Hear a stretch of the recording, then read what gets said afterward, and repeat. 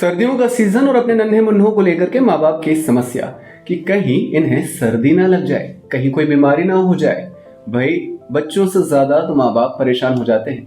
बस इन्हीं समस्याओं को लेकर जब हम शहर के एक मशहूर पीडियाट्रिशियन के पास गए तो उन्होंने कहा चिंता मत करें, मैं हूं ना। तो आज हमारे साथ हमारे स्टूडियो में शैल्बी हॉस्पिटल की मशहूर पीडियाट्रिशियन, चाइल्ड स्पेशलिस्ट और इंटेंसिविस्ट डॉक्टर दीक्षा साटी मौजूद हैं। तो मैम स्वागत है आपका हमारे स्टूडियो में। Thank you. तो मैम एक सवाल जो हमेशा हमारे दिमाग में रहता है कि सर्दियों का सीजन आता है और माँ बाप की समस्या बढ़ जाती है कि अरे हमारा बच्चा कहीं बीमार ना हो जाए। तो ये किस हद तक सच है? क्या सच में सर्दियाँ बच्चों को ज्यादा इफेक्ट करती है बड़ों के कंपैरिजन में? यस, जैसे कि सर ने पूछा, सर्दियाँ बच्चों को ज़्यादा इफेक्ट करती है। इसके लिए हमें कुछ स्पेशल प्रिकॉशंस लेने होते हैं जो मैं आपको बताऊंगी। फर्स्ट इम्पॉर्टेंट, बच्चों को प्रॉपर कवर करना है हमें। दूसरी चीज़, रूम को प्रॉपर मेंटेन करना है, रूम को ओवरहीट नहीं करना है। And the third most important, बच्चों को हाइड्रेट करके रखना है। ये 3 चीज़ें हैं जिससे आप अपनी समस्याएं कम कर सकते हैं। Very nice ma'am. पर अक्सर ऐसा होता है कि हमने देखा है कि सर्दियों का सीजन आता है और बच्चों को टेडी बियर बना देते हैं, कई सारे कपड़े और स्वेटर्स और उसके ऊपर ना जाने क्या क्या। तो एक्चुअली में कितनी लेयरिंग जरूरी, क्या इतने सारे कपड़े पहनाने की आवश्यकता है? यस, नो, देखिए एक गोल्डन रूल होता है 1 एक्स्ट्रा लेयर। तो मैं बताना चाहूँगी, हम जो लेयर पहनते हैं, अगर आपने 2 लेयर्स पहनी है तो आपको बच्चों को 3 लेयर्स पहनानी है। आपने 3 पहनी है तो बच्चों को 4 पहनानी है। इसमें भी एक रूल होता है, द इनर मोस्ट लेयर, जो सबसे अंदर आप पहनते हैं वो होता है कॉटन, उसके ऊपर वुलन, फिर आप उसके ऊपर वुलन या कॉटन कुछ और भी पहना सकते हैं, लेकिन ये 2 चीज़ें फिक्स होती हैं, कॉटन देन वुलन। तो this should be followed always. मतलब अभी तक हम लोग गलत रूल फॉलो कर रहे थे। ओवर लेयरिंग से आप ओवर हीट कर सकते हैं बच्चे को। अच्छा, तो इससे फायदा होने की जगह नुकसान होता है, फिर फीवर आता है और दूसरी बीमारियां होती हैं। अच्छा मैम, जैसे मैं खुद एक दिसंबर बॉर्न हूँ, ठंडियों के सीजन में मेरा बर्थ हुआ। हाल ही में मेरा एक दोस्त है, उसको अभी न्यू बॉर्न बेबी हुआ है। तो छोटे बच्चों को भी हमने देखा है शायद ऐसा ही कुछ किया जाता है। तो क्या छोटे बच्चों के लिए जो न्यू बॉर्न होते हैं उनके लिए भी ऐसा कोई गोल्डन रूल है? जी, छोटे बच्चों के लिए कुछ टिप्स होती है स्पेशल। फर्स्ट थिंग कि रूम टेम्परेचर मेंटेन करना। काफ़ी पेरेंट्स रूम को ओवरहीट करते हैं, तो एक फिक्स टेम्परेचर होता है 24 to 26 डिग्री सेल्सियस। हम रिकमेंड करते हैं कि ये टेम्परेचर मेंटेन होना चाहिए। दूसरी चीज़, रूम वेंटिलेटेड होना चाहिए। हमारी दादी नानी कहती है रूम को बंद कर दो, हवा नहीं आनी चाहिए, तो ऐसा नहीं होता। रूम वेंटिलेटेड होना चाहिए। आप रूम में हीटर लगा सकते हैं और उसके साथ ह्यूमिडिफायर होता है। काफ़ी घरों में ह्यूमिडिफायर नहीं है अगर, तो आप बाउल फुल ऑफ वाटर को हीटर के सामने रखेंगे तो this will act as a humidifier, तो रूम ह्यूमिडिफाइड रहेगा। क्या होता है कि ओवर हीटेड रूम से ठंड तो नहीं लगेगी बट ड्राइनेस होती है, स्किन ड्राइनेस, नोज ड्राइनेस, तो ह्यूमिडिफाइड रहने से चीज़ें क्लियर हो जाती हैं। ओके, ये तो बहुत इंपॉर्टेंट चीज़ थी मैम, क्योंकि इनफैक्ट हम लोग भी अपने घर पे जब हीटर चलाते हैं तो हमने कभी बाउल नहीं रखा। सो दैट मीन्स ये जो हमारे बॉडी में ड्राइनेस और रैशेज आते हैं और हमें अक्सर रात में प्यास लगाती है, ये भी उसका एक कारण हो सकता है। डेफिनेटली, ये उसी की वजह से होता है।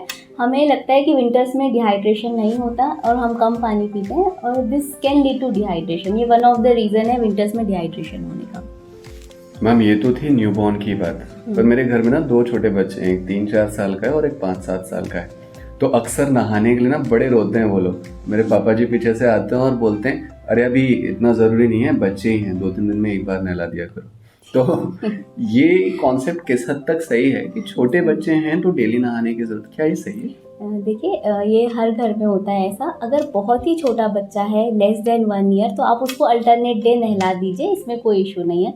लेकिन उसके ऊपर के बच्चों को हमें डेली नहलाना है, क्योंकि ये एक टाइप की हाइजीन प्रैक्टिस है। आप उसको वार्म वाटर से नहलाइए, ठंडे पानी से नहीं। और छोटे बच्चों को हम अगर नहीं नहला रहे हैं तो एटलीस्ट स्पॉन्जिंग करनी है, ल्यूकवार्म वाटर से स्पॉन्जिंग। तो क्लीनलीनेस इज मोर इम्पॉर्टेंट। मैंने देखा है अक्सर मेरे भैया भाभी अपने आप में ही डॉक्टर बन जाते हैं। हाल ही में मेरे बच्चे को सर्दी थी, भतीजे को, और उन्होंने उन्हें कफ सिरप दे दिया और उन्होंने कहा कि इससे बुखार, सर्दी और खांसी तीनों एक साथ ठीक हो जाती है। ऐसी कई सारी कॉमन मिस्टेक्स होते हैं जो न्यू पेरेंट्स अभी बने ही करते हैं। तो ये कॉमन मिस्टेक्स क्या हैं? विंटर में हमें कैसे इनका ख्याल रखना है? प्लीज़ इसके बारे में। ठीक है, देखिए काफ़ी सारे कॉमन मिस्टेक्स हैं जो पेरेंट्स करते हैं, और ये एक हेरिडिटरी चले आ रहा है कि हर पेरेंट्स ये मिस्टेक करते हैं। इनमें से one of the most common जो आपने बात की, कफ सिरप। पेरेंट्स बच्चों को सेल्फ मेडिकेट करते हैं। दे थिंक कि उन्हें उसको जुकाम हुआ है, सर्दी खांसी हुई है तो ओवर द काउंटर मेडिसिन लिया और दे दिया, तो ऐसा नहीं करना है। रिसेंटली इसका एक केस हुआ है जिसके बारे में हम सब जानते हैं, तो वो केस बहुत डिटेल में हम डिस्कस नहीं करेंगे, बट जो गाइडलाइंस आई है उसके हिसाब से 4 ईयर्स से कम के बच्चों को कोई भी कफ सिरप नहीं देनी है अकॉर्डिंग टू द गाइडलाइंस। अब हम दूसरी मिस्टेक्स बात करेंगे। जो एक और मिस्टेक करते हैं वो है ओवर हीटिंग, जो हमने अभी डिस्कस की, over layering and over heating. Second, room को ओवर हीट करना। बच्चे को ओवर लेयरिंग करना is one mistake and room को ओवर हीट करना is other mistake. And the third mistake, outdoor activities restrict कर देते हैं बच्चों, क्योंकि ठंड है, हवा है, बाहर नहीं जाना है, तो ऐसा नहीं होता है। अगर आप बच्चे को बाहर नहीं जाने देंगे तो ये एक टाइप की वायरल इन्फेक्शन का चांस बढ़ा देगा। ठीक है, मैं बता रहा हूँ, सॉरी इंटरप्ट कर रहा हूँ, अगर ये छोटे बच्चों ने देख लिया ना तो आपका वीडियो दिखा करके बोलेंगे देखिए मैम ने बोला है मुझे बाहर खेलने देना है। तो बाहर नहीं जाना, क्लोज रूम वायरसेस के लिए पार्टी प्लेस है। इट इज लाइक आपने बंद रखा रूम, वेंटिलेशन नहीं है तो वहाँ वायरस ग्रोथ होगी, फिर वायरल इन्फेक्शन होगा, फिर वापस सर्दी जुकाम, ये विशेष साइकिल जनरेट। तो ये मिस्टेक्स नहीं करनी है पेरेंट्स। मैम, जब मेरा भतीजा छोटा सा था ना तो ठंडियों का सीज़न था और उसको मेड आती थी मसाज करने के लिए, तो मतलब उसको मसाज करवाते देख तो मुझे बड़ा अच्छा लगता था, पर अक्सर मेरे दिमाग में यही आता था कि ठंडी का एक्सपोजर इतनी देर उसकी बॉडी में है तो क्या ये मसाज सही है तो कौन सा ऑयल यूज़ करना चाहिए, किससे करवाना चाहिए, क्या तरीका है। तो ये जो न्यूबॉर्न्स होते हैं उनके लिए कितना कारगर है ये बॉडी मसाज जो बच्चों का होता है? बहुत ही बढ़िया क्वेश्चन है ये, क्योंकि बहुत सारे लोग ये फेस करते हैं। तो the first thing is massage ज़रूरी है। ठंड हो, गर्मी हो, बारिश हो, इसका सीज़न से कोई रिलेशन नहीं है। Body massage, daily oil massage is mandatory. अब कौन सा ऑयल यूज़ करना चाहिए? तो बेस्ट ऑयल जो हम रिकमेंड करते हैं coconut oil. Coconut oil is the best oil. अब because of branding and all, olive oil लोग प्रेफर करते हैं। Vitamin E oil is also good. अगर हम बेस्ट ऑयल सोचते हैं तो वो कोकोनट ऑयल होता है। Coconut oil is cost effective also and good for skin. Other oils जो हैं वो ओलिव ऑयल आप यूज़ कर सकते हैं, आलमंड ऑयल, दोनों भी अच्छे। सरसों का तेल इस्तेमाल करते हैं गरम करके, उसमें राई वगैरह मिला के। सरसों का तेल बहुत ज़्यादा थिक होता है और वो स्किन को एलर्जी करता है। 90% बच्चों को एलर्जी होती है सरसों के ऑयल से, तो it should not be used. Ma'am, मैंने एक और चीज़ देखी है कि बच्चों की बॉडी में छोटे छोटे से दाने आ जाते हैं और फिर उसके बाद उस पर कोई एक वाइट कलर का लोशन वो लगाते हैं। ये दाने आने का ठंडियों के सीजन से कोई रिलेशन है? देखिए क्या होता है ना कि बच्चों को एक नहलाया नहीं जाता है, फिर ये सरसों का तेल बहुत हार्ड ऑयल होता है, और दूसरी चीज़ होती है पेरेंट्स उसको बच्चों को नहलाते नहीं है। तब होता क्या है कि आपने एक ऑयल की लेयर कर दी, फिर उसको नहलाया नहीं, तो ये डस्ट, डर्ट, सारी चीज़ें अक्यूमुलेट हो जाती है स्किन पे, जिसकी वजह से ये दाने आते हैं। तो हमें 2 चीज़ें करेक्ट करनी है इसमें। एक तो ऑयल जो है हमें स्मूथ ऑयल यूज़ करना है, और नहा नहीं रहे हो बच्चे को तो स्पॉन्जिंग करनी है, तो ये प्रॉब्लम कम हो जाएगी। तीसरी गलती इसमें करते हैं पेरेंट्स, पाउडर लगाना। तो ये बहुत होता है। It should not be applied over the oil. Strict no, नहीं कहीं भी नहीं, not over the oil, not before the oil. अच्छा, powder should not be used in less than 1 year. अच्छा, किसी भी, बिकॉज ये एक टाइप का एलर्जन है, और जो स्किन एलर्जीज है, एस्थमास है, एलर्जिक राइनाइटिस है, और सारे एलर्जी के प्रॉब्लम स्टार्ट ही पाउडर से होते हैं। ठीक है, तो it should not be used. Ma'am, ये तो आपने बताया न्यूबॉर्न्स के लिए, बट व्हाट अबाउट दोज जिनका 2 साल या 3 साल से 8 साल के बीच के बच्चे हैं, तो उनका स्किन केयर या बॉडी केयर किस तरीके का होना चाहिए, स्पेशली ठंड के सीजन में ध्यान को रखें, क्योंकि छोटे बच्चे तो घर पे हैं वो अपने हिसाब से कर लेंगे, लेकिन ये जो 2 से 7 साल वाले ना ये ज्यादा घर के बाहर भागते हैं। तो इनका क्या करना है? जी, जो ये 2 बड़े बच्चे हैं इनके लिए हमें at least 2 to 3 times normal moisturiser use करना है। कोई भी बॉडी लोशन या मॉइस्चराइजर जो आप प्रेफर करें, I will not take the names, but हाँ कोई भी मॉइस्चराइजर हम यूज़ कर सकते हैं, और उसको 2 से 3 बार दिन में अप्लाई करना है फुल बॉडी में।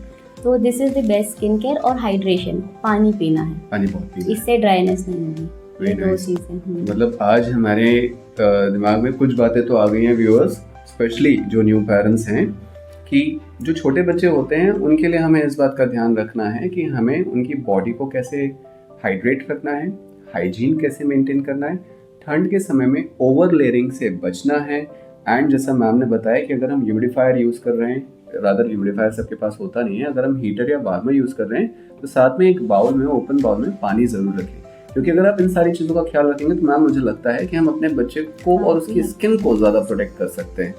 It's really very nice. But क्योंकि you know I always say कि at the end of the session या at the end of the podcast अगर हम कुछ टिप अपने व्यूअर्स को देना चाहें बच्चों के लिए, फर्स्ट पार्ट इज न्यूबॉर्न्स जो 0 मंथ से 12 मंथ्स के बीच के हैं, एंड सेकेंड 1 साल से 7 साल 8 साल या अबव, तो उनके लिए क्या टिप है आपकी कि व्यूअर्स उसको समझें, दिमाग में रखें? प्लीज बताइए.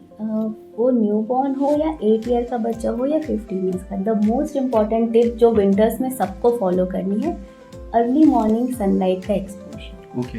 द फर्स्ट सनलाइट, हम हमेशा 9-10 बजे 11 बजे सनलाइट का एक्सपोजर लेते हैं और मैक्सिमम बच्चों को विटामिन डी डिफिशियंसी Exactly. होती है. तो विंटर बेस्ट सीजन है, अर्ली मॉर्निंग सनराइज का एक्सपोजर लीजिए. At least 10 minutes a day sunlight is best for everyone, for me, for you and for all the childrens. That's nice. That's So nice. parents, have a happy winter and be healthy.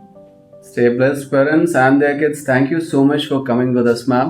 It was really nice talking to you. और बहुत ही जल्द हम आपसे दोबारा मिलेंगे अपने अगले podcast के लिए. I wish आप हमें दोबारा टाइम दे पाएं. Thank you so much, guys. Stay tuned with us. This is Shall We Podcast. Bye bye.